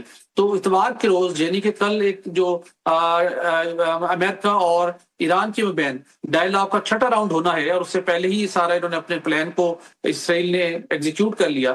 تب وہاں بیٹھ کے بات چیت کرنے کا ایک موقع ہے تو اس کو بات چیت کے ذریعے سے حل کرنے کے لیے اور ٹھوس بنیادوں کے اوپر حل کرنے کے لیے اس کے پائیدار حل کے لیے سعودی عرب سمیت تمام مسلم ممالک کو اپنے جو چھوٹے موٹے اختلافات ہیں ان کو سائٹ پہ رکھ کر اکٹھا بیٹھنا چاہیے اور ایک بھرپور واضح پیغام جانا چاہیے اعلیٰ ایران کہ اگر آئندہ کسی بھی ایک مسلم ملک کے اوپر حملہ ہوگا تو وہ امت مسلمہ کے اوپر حملہ ہوگا اور سب پھر مسلمان مل کر اس کا جواب دیں گے. دیکھیے کسی بھی مسلم ملک کی ہم بات کریں گے ایون ایران کی اس کانٹیکسٹ میں بات کریں ایران نے جوابی حملہ کیا ہے ایران نے اپنے دفاع میں حملہ کیا ہے اقوام متحدہ کے چارٹر کے مطابق ایران کے اوپر جارحیت مسلط کی گئی ایران کے اوپر جنگ مسلط کی گئی. تو یہ وہ رائٹ ہے جو صرف ایران کو نہیں بلکہ مسلم امت کے تمام مسلم ممالک کو مل کر ایک دنیا کے سامنے موقف رکھنا چاہیے کہ آئندہ آپ کسی ملک کے اوپر حملہ کریں گے تو پھر ایک متفقہ طور کے اوپر ہے اور ایک مشترکہ آپ کو رسپانس کا سامنا کرنا پڑے گا. تو ایسی ایٹ لیسٹ ایک اسٹیپ تو ہونا چاہیے او ای سی کے پلیٹ فارم سے ہو یا دوبارہ سے آپ بیٹھ کے چیزوں کو نیگوشیٹ کریں. یہ وہ راستہ ہے جو اسرائیلی عزائم کے خلاف جو امریکی ناپاک عزائم کے خلاف ان کے سامنے بند باندھ سکتا ہے جو ان کے ناپاک عزائم کو کامیاب بنانے کے اندر ایک بڑی دیوار کھڑی کر سکتا ہے. بصورت دیگر اگر ہم صرف بیانات کی حد تک رہے مذمتی بیانات جاری کرتے رہے اور اسی طرح اسرائیل آگے بڑھتا رہا تو پھر یہ خوفناک منظر پیش کرے گا. دیکھیے ایران نے وہ کام کر دیا ہے وہ مسلم دنیا کو پوری ایک امید دی ہے جو اپنی استقامت سے اپنی غیرت سے اور اپنی ہمت سے جہاں پہ اسرائیل 1500 کلومیٹر کے ڈسٹنس پر واقع اس کو ہٹ کرنے کے لیے درمیان میں امریکہ کا دفاعی شیلڈ موجود فرانس موجود امریکہ برطانیہ موجود دیگر ممالک کی طرف سے سپورٹ حاصل لیکن اس کے باوجود جہاں پہ ایران جو ایک لو ٹیک کنٹری تصور کیا جاتا تھا لیکن اس نے اپنی اسٹریٹجی اپنی ہمت اور اپنی خودداری کے ذریعے سے اس نے جواب دیا. اگرچہ کہ گزشتہ روز ایران اسرائیل نے جو طویل اس کا پلان تھا بڑا نقصان پہنچایا لیکن اس کے باوجود ایران نے جس انداز میں جواب دیا ہے پہلی مرتبہ اسرائیل کے ناجائز قیام کے بعد دنیا نے دیکھا کہ وہاں پر تل ابیب میں کس طرح کی فضا پیدا ہوئی کس طرح ان کے اہم مقامات کو نشانہ بنایا گیا اور ان کی بھی کچھ اہم شخصیات کے ہلاک ہونے کی اطلاعات سامنے آ رہی ہیں. تو ایران نے ایک امید پیدا کر دی مسلم ممالک کے لیے کہ آپ اپنے ہمت حوصلے سے ایسی طاغوتی قوتوں کا ان کے ناپاک عزائم کا سامنا کر سکتے ہیں لیکن اس وقت اتحاد وقت کی ضرورت ہے ایک مسلم بلاک کا مضبوط بلاک کی قیام کی ضرورت ہے جو کسی بھی ایسے حملے کی صورت میں ایسے طاقتوں کو بالکل درست فرما رہے ہیں اتحاد وقت کی ضرورت ہے. ساتھ ہی موجود رہیے گا میسم صاحب کا رخ کرتے ہیں. میسم صاحب جیسے کہ میں نے ابھی بھٹی صاحب سے بھی یہی سوال کیا کہ اسرائیل کا کتنا اہم اس کا سعودی عرب کا کتنا اہم رول ہو سکتا ہے ایران اور اسرائیل کے اس معاملے میں آپ سے جاننا یہ چاہوں گی کیونکہ بھٹی صاحب نے امریکہ کے حوالے سے بھی بات کی ہے. ٹرمپ ایک طرف مذاکرات کے بھی خواہش مند ہے دوسری جانب اسرائیلی جارحیت کو بھی کھل کر سپورٹ کرتے ہوئے نظر آ رہے ہیں. آپ نہیں سمجھتے ٹرمپ کی یہ دوگلی پالیسی ہے جو وہ صاف بیان ہو رہی ہے ان کی باتوں سے ان کے جو وہ اندازے ہیں جو باتیں کر رہے ہیں وہ میں ایک اگر ہم مجھے اجازت دیں تو ایک پرشین فوک سٹوری کا بالکل چھوٹا سا متن ایگزیکٹ جو اس سچویشن پہ بیٹھتا ہے وہ آپ کی خدمت میں عرض کروں کہ ایک یہودی کے باغ میں 3 مسلمان گھس گئے اور ان کو پتہ نہیں تھا اور غلطی سے انہوں نے کچھ اس کے باغ میں سے کوئی فروٹ جو لگا تھا وہ کھا لیا. ایک اس میں سے سید تھا ایک مولوی تھا اور ایک عام آدمی تھا. یہودی نے جب تینوں کو دیکھا تو اس کو پتا تھا کہ اگر ان تینوں کے ساتھ ڈائریکٹ انگیج ہوا تو یہ تینوں مجھے پیٹ دیں گے. اس نے فوری طور پہ یہ کیا کہ چلو وہ تو ایک سید ہے آل رسول ہے یہ مولانا ہے شرعی آدمی ہے عام آدمی کو کہ تم نے میرا فروٹ کیوں کھایا اور اس نے پیٹ دیا. اور سید صاحب اور مولوی صاحب جو ہیں چپ کر کے وہ دیکھتے رہے. اس کو پیٹنے کے بعد اس نے مولوی کو کہا تو تو شرع کو جانتا ہے تو حلال حرام کو جانتا ہے وہ سید زیادہ ہے وہ تو آل رسول ہے اس کو تو سب جائز ہے لیکن تم نے کیوں کھایا. اس نے مولوی کو بھی پیٹ دیا. آخر میں جب سید رہ گیا تو اس نے کہا تمہیں تو سب کچھ پتا ہے کہ تمہارے اوپر یہ جائز ہی نہیں تو تم نے کیوں پایا تیسرا سید کو بھی پیٹ دیا. تو یہ سچویشن جو ہے اس وقت بنی ہوئی ہے. اس وقت وہ باقی مسلمانوں کو اچھا بچہ بنا دیتے ہیں. کیا ٹرمپ ہو گیا کیا پینٹاگون ہو گیا. اس وقت پاکستان کو میں آپ کو ببانگے دور یہ بات کہہ رہا ہوں کہ پاکستان کو جو لالی پاپ دیا جا رہا ہے کہ آپ بہت اچھے ہیں آپ ٹیررزم میں ہمارے ساتھی ہیں آپ ہماری پریڈ پہ تشریف لے ہیں آپ یہ کر وہ صرف اس لیے دیا جا رہا ہے कि आप अभी इस वॉर में मिसाल साहब, कथा कलामी के लिए माजरत चाहूंगी, लेकिन इस वक्त ब्रसेल्स में बिलावल भुट्टो की जानिब से प्रेस कॉन्फ्रेंस की गई है, आपको बराह रास्त लिए चलते हैं। And then some countries played a role in the mediation of the ceasefire. The Prime Minister of Pakistan put together this delegation and gave us a mission to advocate for peace in the subcontinent and to engage the international community. All played a role in the de-escalation and in the facilitation of the ceasefire, and then some countries played a role in the mediation of the ceasefire to encourage them to continue to play the role so that we can achieve a permanent peace in South Asia. This, we believe, is the only way for us to address all issues. There's no military solution to the issue of Kashmir. There's no military solution to the issue of terrorism. There's no military solution to any of the problems that India and Pakistan have faced historically. As a result of this conflict, we've also came to sound the alarm that there's a false sense of calm following this ceasefire. Those who are not aware of the details believe that the ceasefire is achieved, we're back to normal, and we're all safe now. Well, that's not the case. The reality is that we are all less safe today than we were at the start of this conflict. And the simple reason is that the threshold from full-blown war between two nuclear powers has been so drastically reduced that we've never been at this level in our history.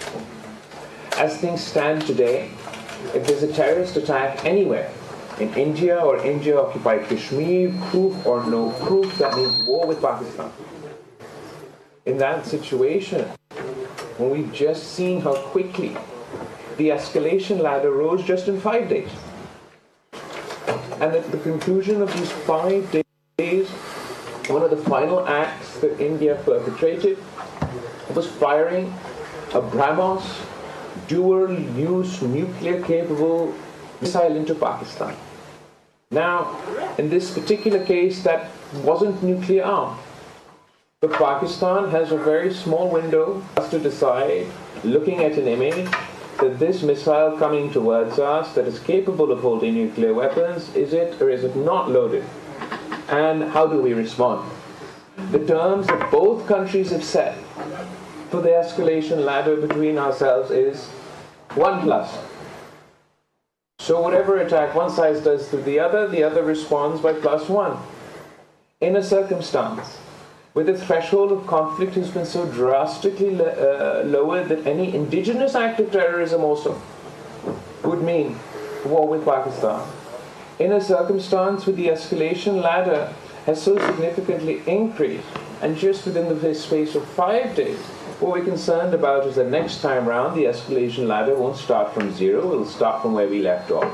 And there may not be time for the international community to intervene and encourage a ceasefire. Finally, the weaponization of water. Pakistan and India have fought generation after generation over the issue of Kashmir, the unfinished agenda of partition, the pending issue of the UN Security Council. More recently, we fought over the issue of terrorism. Preceding this conflict, the Indian government announced that it was illegally violating the Indus Water Treaty and threatened to cut off the water supply for 240 million Pakistanis. Just the mere threat to cut off Pakistan's water is a violation of the UN Charter. This is our only source of water for our people to drink, for our agriculture and our agricultural economy to rely on. A threat to our water supply is an existential threat to Pakistan. It is a matter of our survival. It would provoke Pakistan. Acting on this threat would provoke Pakistan. We would consider it an act of war and have no choice. It is the absolute last thing we needed in the Himalayan region, which we refer to as the third pole. It's the largest collection of snow and ice anywhere in the world. this is the region where we should regionally be cooperating, internationally be cooperating to meet the challenge of climate change. Instead, we've set up a fault line and damned future generations of Pakistani and Indians to not only fight over Kashmir, to not only fight over terrorism, but now in perpetuity to fight over water. Laid the foundations for the first water war between two nuclear-armed powers. It is in this context that Pakistan seeks your assistance. We're particularly pleased to be here in the European Union because, of course, the European Union is a consistent advocate, the last line of defense for the rules-based order, for international law, a strong advocate for climate, for access to water, and you've witnessed war on your continent. We set up this international rules-based order to ensure that future generations we saved from the scourge of war. Pakistan believes we need a comprehensive dialogue with India, one in which we can talk about the root causes, be it the root cause of Kashmir, be it the root cause of terrorism, and one where we can address the issue of water. India has said no, no, no every step of the way. Following the terrorist attack in Indian-occupied Kashmir, the Prime Minister of Pakistan, Shehbaz Sharif, publicly offered that Pakistan would be willing to be part of an international, impartial investigation into this terrorist attack. The Indians said no. Pakistan has always called for the United Nations, the UN Security Council, and that institution to be used to resolve our disputes, particularly Kashmir, which is on the agenda. It was taken to the United Nations by the Indian government. The Indians say no. Pakistan and the United States have spoken about mediation. The Indians say no. Pakistan has talked about bilateral comprehensive dialogue. The Indians say no. If we are to live in a world where we have reduced the threshold for conflict as drastically as we have, where we've increased the pace at which we rise on the escalation ladder in the manner that we have had, and if we are to be the only two nuclear states without any dispute resolution mechanism, the last dispute resolution mechanism we had is the Indus Water Treaty, and India says no to that too. I put it to you, it is not in the interest of the people of Pakistan, and indeed it is not in the interest of India, and it is not in the interest of the international community for us to maintain this status quo. There is a moral obligation for all international players to play their part, to encourage both sides to engage in a dialogue, to advance diplomacy. Diplomacy in the pursuit of peace should not be partisan. It should not be a partisan issue. The weaponization of water should not be a partisan issue. Peace cannot be a partisan issue. I look forward to answering all your questions. If you have a specific question for any member of my delegation, please refer to them. Otherwise, I'd be happy to respond. Thank you, Excellency. For a comprehensive briefing. Now I would request my media fraternity if they have any question, but please I would request that raise your hand and ask one by one so that the delegation and the Excellency could respond to that. Who want to? Yeah. Here, Frank. Sir. Please give the mic to Frank. I think I can hear you. My name is Frank Schreiber-Roth. I'm from Germany, and I'm one of the founders of the German Green Party, the first Green MP and the first Green member of the European Parliament. When I had less white hair, I had the honor to meet your mother already. Now it's grey, and I meet you. And Kashmir plays a certain role in my life. Because by accident, Kashmiris contacted me when they opened the Kashmir office in Brussels. I come to my question. Yeah, in a moment. It will be on India. And they said, Frank, you have such an experience and you're so nice. Please help us in Brussels. And for 8 years, I was special advisor to the Kashmir Center here in Brussels. We succeeded the question of mass graves, identification of dead people. We sent a delegation of members of parliament to Srinagar and to Muzaffarabad, resulting in a report from the most beautiful prison in the world. Was this the delegation that the Indians didn't allow to enter? No, they allowed. And we succeeded in Geneva, when there were the human rights review process, to have 182, I think it was, recommendations about China, what India should do better. This every 4-year report. And in this case, at that moment, I met Musharraf in your country. And I provoked him. I said, come on, no one understands you here in Brussels. Because even the king of Samoa was here, but never a president of Pakistan. He looked around and said, oh, yes, oh, apologies, it's true. And half a year later, he came. And we succeeded that in the European Parliament, nearly no one speaks of India as the largest democracy in the world.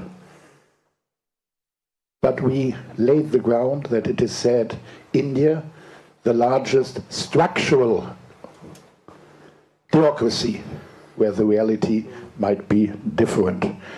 My question, after Trump, the EU looks all around the world for new friends, for new treaties with other parts of the world. One of the consequences is that we are flirting much more intensive with India. Therefore, my question, what do you think this means for Pakistan and for Kashmir, that the European Union, you say, you are wonderful, you're the last hope in a lot of fields. What does it mean for the conflict and for you? And then to make it difficult for you, because a lot of people here in Europe thought Polisario, you know, the conflict, the territory south of Morocco, where the European Union was always saying, it's not Morocco territory. And Spain, now France, have recognized the authority of Morocco over the Polisario territory. That means it is possible, if geopolitical reasons might force the EU to be more flirting with India, to change their attitude as well. And a last compliment to your staff and your embassy. I was here when the Iraqi foreign affairs minister was here. He came with 3 journalists, I came with 2 assistants, and that was all. And this is a Saturday, and nevertheless, the room is full, therefore congratulations for your staff here in Brussels. But the question now, apologies for my long intervention, is what does it mean, the flirting European Union for India? Get to the flip. Thank you. I'd first like to say thank you for your question. Pakistan is confident in our relationship with the European Union, and we're absolutely not jealous for your flirting that is ongoing with India and others. Absolutely, you're right. In fact, we're counting on this engagement. We're counting on yours and other Western countries' close ties to India to be able to speak to them as a friend and explain to them that the corner in which they're painting not only their own country, but their entire region is not a tenable situation. It does not leave the citizens of India any more safe. It does not leave, certainly, the citizens of Pakistan any more safe, or the people of the international community. It's all the more important that the European Union and other countries engage, speak to India as a friend, and convince them that this is the only path forward. As far as the engagement that you've had with India, the economic engagement that you're looking to have in the region, there's, for example, even we just came from the UK. They've signed a trade deal with the Indian government. Pakistan has, like we have GSP Plus with Europe. There's also an arrangement that we have for trade with the United Kingdom. The US is currently in trade talks both with India and Pakistan. So if we just look at it from the economic angle and your economic interest in an increasingly unpredictable economic climate, no matter how fantastic these trade deals will be, no matter how big and beautiful they may end up being bilaterally between the EU and India, US in India or the UK in India, they'll only manage to achieve their full potential under two circumstances. One, if we have peace between India and Pakistan, so that we can restore trade between India and Pakistan that doesn't exist today, and we can restore transit trade, which was suspended as a result of this conflict. Otherwise, as fantastic as your economic negotiations may be with them, you may have come up with a great, fantastic economic opportunity for yourselves in India. It won't reach its true potential if we're not trading with one another. Secondly, if we don't have peace, and the threshold for conflict is so very low that at the drop of the hat we go to war, a war that can turn into a nuclear war. I put it to you, but what does it mean for the potential investments in India? What does it mean for the confidence of European and Western countries that are looking to invest in this part of the world and vice versa? So for your own self-interests, for your own economic interests, it makes sense for India and Pakistan to achieve peace. Next question. Thank you. For the next question, Alberto, please. Thank you very much, Your Excellencies. My name is Alberto Turkstra, Project Director of Diplomatic World. Thank you very much for this comprehensive briefing. Two short questions. First, you've been in Brussels for a few days engaging with high-level counterparts. What role do you envisage the European Union to play to mediate for lasting and sustainable peace in the region? You mentioned their role in achieving the ceasefire, but looking ahead, what role do you expect or do you envisage the EU can play? And the second, when you mentioned the need Brussels में पार्लिमानी वफ्द के सरबराह बिलावल भुट्टो जरदारी की press conference, जिसमें उन्होंने कहा कि भारत ने हमेशा मुज़ाकरात से इनकार किया है। मजीद कहा कि जंग किसी मसले का हल नहीं, पाकिस्तान अमन का ख्वाहिशमंद है। सलामती काउंसिल में मसला कश्मीर से मुतल्लिक बात की और कहा कि जंग किसी भी मसले का हल नहीं है। कश्मीर समेत तमाम मसाइल का हल मुज़ाकरात और सिफारतकारी से चाहते हैं। Whether it's the United States, whether it's the United Kingdom, and whether it's here in Europe. When Pakistan says we seek dialogue and diplomacy in the pursuit of peace, no one disagrees. When Pakistan says that we want a comprehensive dialogue to resolve all my issues, everybody's pretty keen on that. And when Pakistan says that we don't want the weaponization of water to be a new precedent, everybody agrees as well. How will you assist us in achieving those aims? I think everybody can play their role diplomatically, engage diplomatically with both sides to try and encourage that conversation.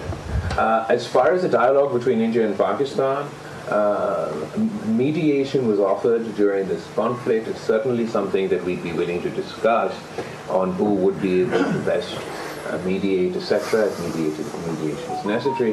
What was at least what I want to emphasize is, as part of the ceasefire, our military assesses that we were at a point in the conflict where Pakistan had the military upper hand. And it was in that climate that we agreed to the ceasefire, and with the understanding that there would be a conversation, to quote the Secretary of State's statement, on all friction points at a neutral location.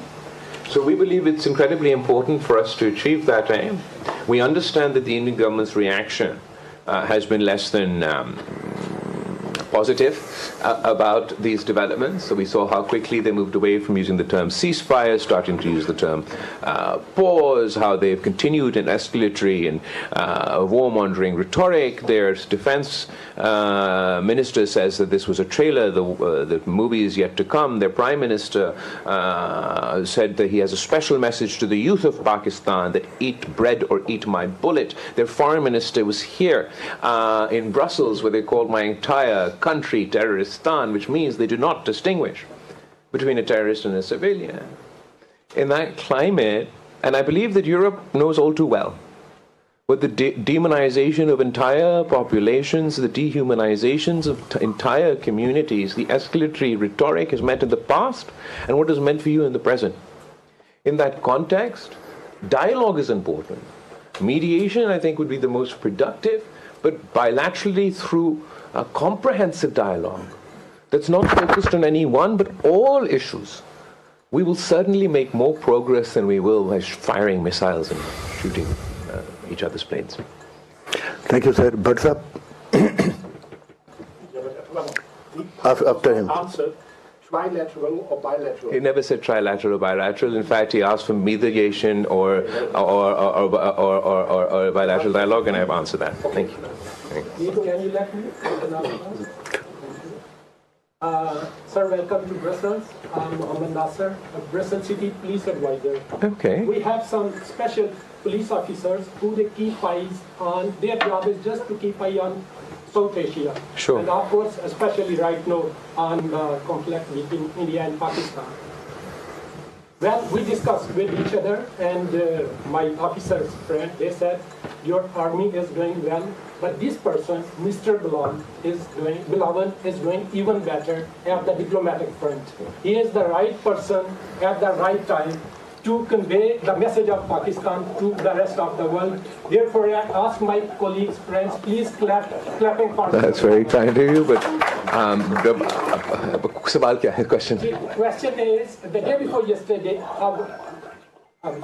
I can hear you. It's all right. did you get me? Yeah, I can hear you. But what's the question? Yeah, okay. So, day before yesterday, our defense minister, Khwaja Asif, was telling to Khamenei that if ever Israel attack on Iran, we will stand with Iran. And yesterday, Israel attack on Iran. So where we are standing? Okay, thank you. It's very kind of you for your nice, lovely words. I believe that the leadership in Pakistan, that of the Prime Minister, the President, and the armed forces, have conducted themselves outstandingly throughout this process. As far as this mission that the Prime Minister sent us on, as you can see, I have the most capable team in the history of Pakistani diplomacy. I don't think ever this many foreign ministers and foreign secretaries have gathered at the same place.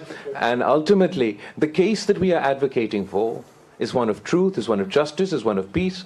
So it has been particularly encouraging, the reception we've had to that message.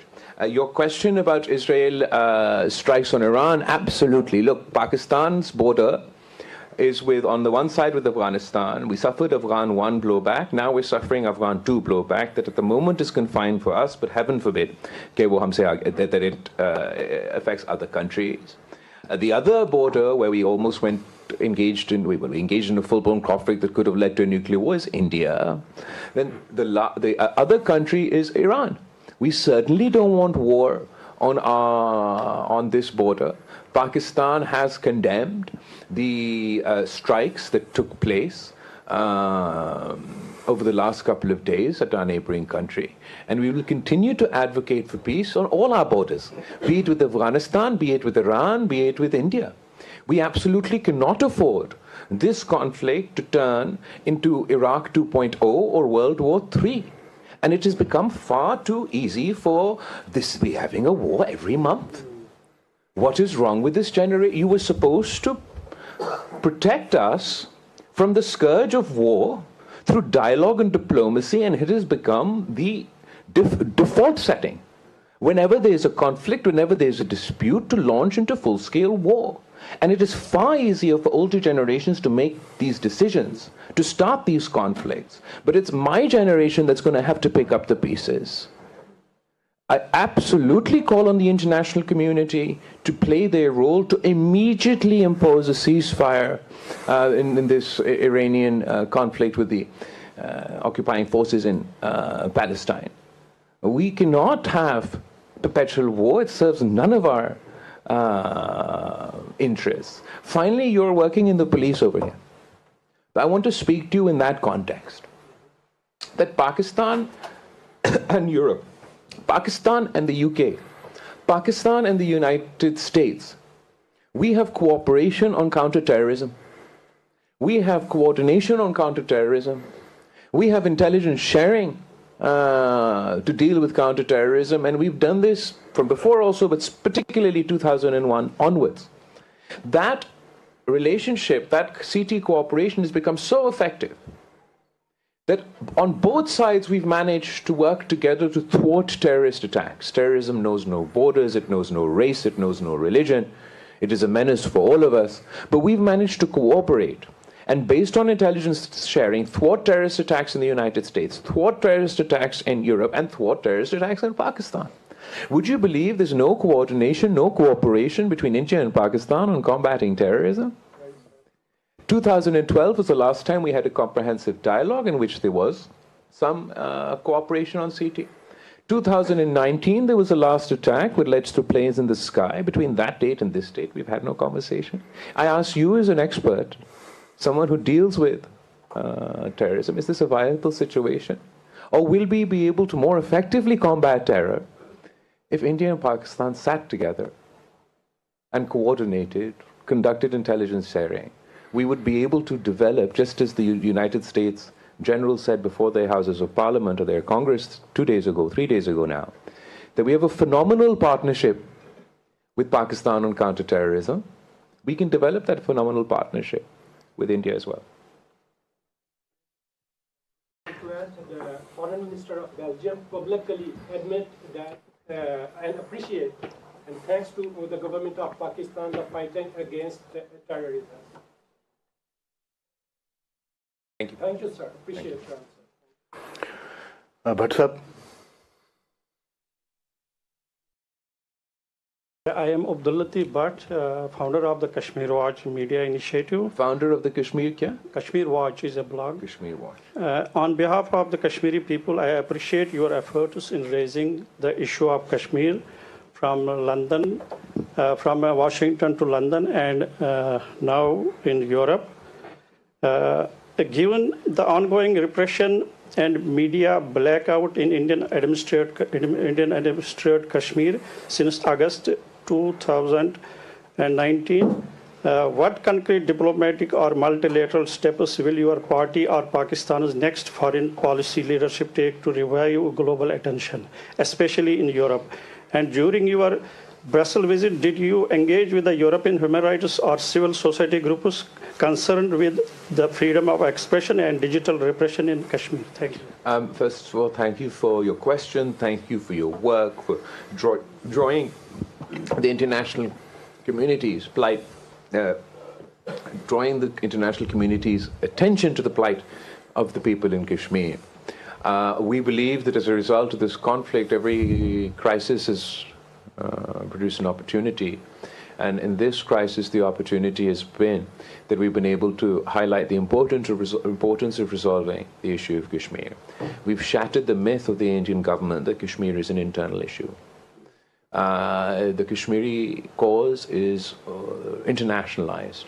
The President of the United States, just a couple of days ago, continued to advocate for mediation to resolve the Kashmir conflict. At the very least, India has changed their position from this being an internal issue of India to a bilateral issue between India and Pakistan. So that is immense progress as far as the Kashmir cause is concerned. We want to see the resolution of this cause for two reasons. One is our historic position, that it is our promise of the international community, of the people of India, the people of Pakistan, to the people of Kashmir, that they have the right to self-determination under the UN Security Council resolutions, and we continue to advocate that point. But particularly post-2019, the Indian government's increased suppression and oppression within Indian-occupied Kashmir is creating a situation where the local population is getting alienated, is getting frustrated, is getting repressed, so much so that it creates such an environment that then the local population becomes easy prey for terrorist organizations who will use them, exploit them as cannon fodder for their nefarious designs. And now, particularly because Pakistan is to be held responsible even for the actions of indigenous terrorism, it's all the more important that we sit and discuss, resolve the issue of Kashmir. Even if you, obviously Pakistan has a broader agenda, but above and beyond that, or the Kashmir has a broader agenda, even if your narrow view is that of terrorism, you can no longer ignore the issue of Kashmir.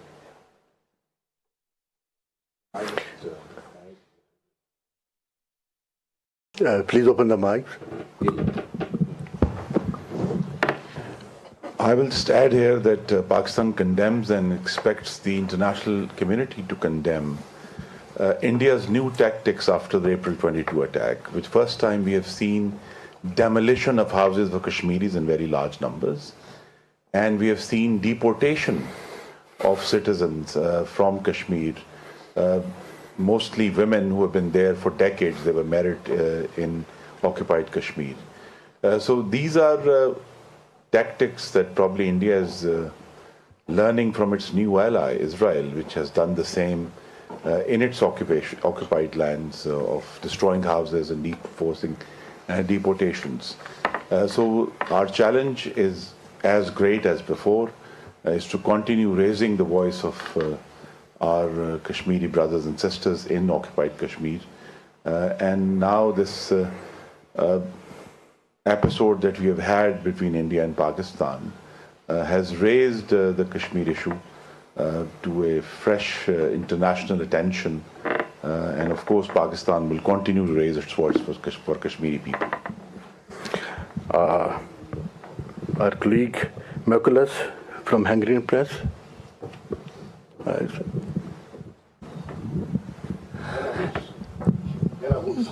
My name is Vladimir Rogovets. I am from Belarus, journalist, Belarusian journalist. My question maybe will be more pacific than question of my colleagues. Sure. I would like to speak about partnership between Pakistan and Belarus. Last April, your Prime Minister was in Belarus, and he agreed with President Lukashenko one project of 150,000 specialists Pakistani to Belarus. With family, it will be around the 500,000 specialists Pakistani. My question, your opinion about this prospects of this project, and second question, for big country, Pakistan with 250 million population, this project is very little, but for my country, it's very big project, and it will be big challenge. It will be interesting challenge, and maybe it will be danger challenge. I would like your opinion. Thank you. First of all, I'd like to state how encouraged we are by the positive ties between Pakistan and Belarus. We have economic cooperation that extends across many sectors, including agriculture, tech, and a whole host of other things. The issue that you bring up is also quite encouraging. We need to complement each other. Pakistan has different demographics, and Europe has different demographics. 65% of the population in Pakistan is under the age of 35. And the European demographics are a little bit on its head. You require young, skilled individuals to come here and service the needs of your economies. And we have to do this in a regulated, legal manner to fight the menace of illegal migration. So I believe exactly these programs where we coordinate, where we conduct ourselves through the legal framework, we find spaces where each other's economies can complement each other, that has the most potential for growth. What we're seeing is a demographic challenges in many parts of the world. We see it in the West, we even see it in the East. And Pakistan sees itself going forward as being able to export our human capital in order to meet the demand challenges that many countries with demographic challenges are facing. I hope that answers your question. Andre, you want? Thanks. Who will want? Good morning, sir. Hadi Sayed, Communications Internet Kashmir Council EU. This visit has strengthened Pakistan's image and helped raise the Kashmir issue. As future engagement, especially in Europe, would benefit from direct representation from Azad Jammu and Kashmir, what steps is your office taking to involve them more in diplomatic issues? Thank you so much. We've been engaged consistently, in general, with the government in Azad Kashmir. When I was foreign minister, they'd be represented at various forums, including the OIC, etc. As far as this delegation is concerned, obviously we are representing the government of Pakistan. But absolutely, as we go forward, and there'll be parliamentary delegations and other delegations, we will seek the support of the people of Azad Kashmir, the government, maybe not the government, but the parliamentary representatives in Azad Kashmir, to come and speak for themselves about the plight and the difficulties that they are facing. Yeah. Bilkul. Kashmiri descent from Pakistani side, so one member is sitting right here, but from Azad Kashmir, that will have to be going forward. Mr. Imran from Bol Channel. Imran Beg from Bol Channel. My question is, how do you encounter Indians delegations already visited in the EU? My main responses and result. Kya? The Indian delegation has been also traveling the world, just as their war was based on disinformation and misinformation. Their diplomatic initiative has been based on disinformation and misinformation. They went to New York and tried to claim that Pakistan was a terrorist state. The United Nations, within the United Nations, Pakistan was immediately elected to head the committees responsible for looking at terrorism. They went to DC, adamant to convince America that they don't need mediation, they don't need dialogue, and again, Pakistan is an exporter or a perpetrator of terrorism. They were told then publicly recently by the president that Kashmir in India needs mediation. The State Department has mentioned mediation, and the Army of the United States says we're a phenomenal partner in terrorism.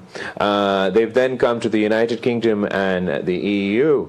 They've set quite a high standard. If you recall, the Foreign Minister, the External Affairs Minister of India, got very, very angry when a certain other country dared to show the humanity of condoling with the civilian loss of lives on the Pakistani side. They used their economic clout to bully some countries to retract their statement condoling or condemning the deaths of the innocent civilians in Pakistan. But when they stand here with the EU Commissioner at the Foreign Minister level, and their Foreign Minister says that all of Pakistan is terroristan, and then the EU Commissioner